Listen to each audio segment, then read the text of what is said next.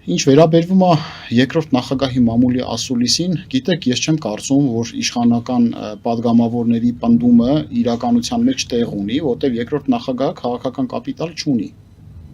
բացարձակապես չունի, եւ իմ գնահատմամբ Ռոբերտ Քոչարյանի անընդհատ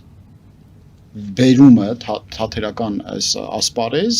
դա Նիկոլ Փաշինյանի պրոյեկտի համաձայն է, որտեղ Ռոբերտ Քոչարյանի իդեմս ընդդիմության Նիկոլ Փաշինյանը շատ հարմար դիրքավորվում է քաղաքական դաշտում։ Դուք չեք նկատել, որ ներկայիս գործող իշխանությունները իրենց հարմար պատումներ, նարատիվներ են առաջ մղում, որ 26 թվականի նախընտրական process-ները մոդելավոր են։